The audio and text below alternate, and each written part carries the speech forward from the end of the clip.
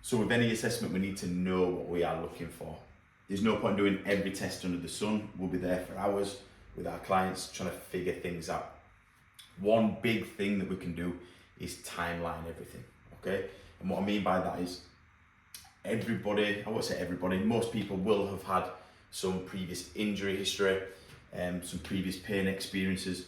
It's all about trying to get that out of the client to make sure that, again, we can timeline things and look how to kind of structure our testing when it comes to the bed, comes to movements. So for instance, if you look at, well, say this is a recent client of mine, to be fair, 2 years been struggling with lower back pain. It stopped them doing certain things, bending, picking things up.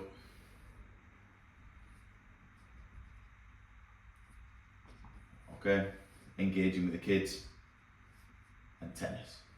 Okay, so we know there's some simple flexion movements there.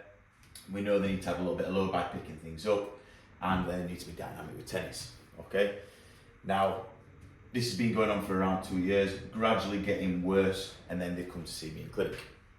Now they have sat there saying, I've not really had any injuries, no pain experiences, and then we just highlight things. So instead of asking them as a whole, I want you to break it down. Do something called a body scan. So it's not an actual scan of the body, but it's just simple things like any ankle issues before. Oh, you know what? I had a major ankle sprain when I was younger. Okay, perfect. How old were you at the time? Okay, well, I was 18. Perfect. This person's about 45 now.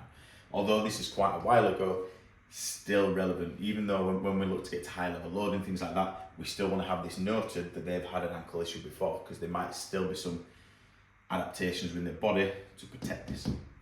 Okay, any knee issue before? No. Any hamstring strains, tears, anything like that? No.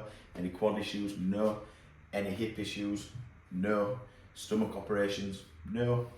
Rib cage fractures? Actually, had a rib cage fracture on the left side 3 years ago. Okay, so now we're starting to paint a little bit of a picture of how the body moves. Okay, now we had an age of hip issues was a big one that we kind of skimmed over. Now what I want you to realise is that if it's male, if somebody says we've had major hip trauma, more than likely, I'm not saying more than likely they're going to say no, but they're less likely to have hip trauma. Most women that sit there as well will say no, they've not had hip trauma. But one thing I want you to ask, have you got kids? Yes. Okay, how old are they? Right, this one, 12 and 10. Okay, were they natural births? One was natural. Okay, which one was that? First one. Okay. So even looking at this is major hip trauma. Pubic symphysis has to split. Adductor muscles will have to work overtime and potentially even tear. There could be some internal stuff, pelvic floor stuff there going on that could affect why they're even sat there in back pain. Okay, so just by highlighting this stuff is key. Okay, next one.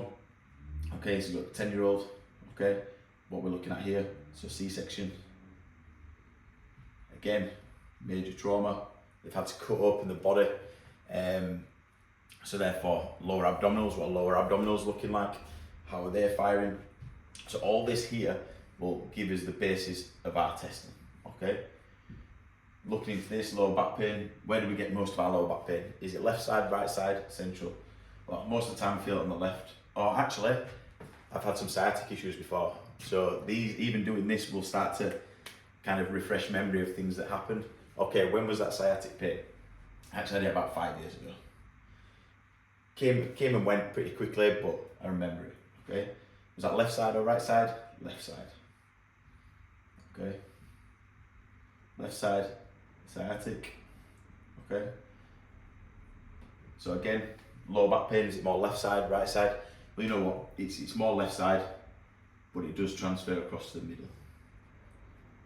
There we go. So just by doing this, they've near enough told me what's going on with their back issues.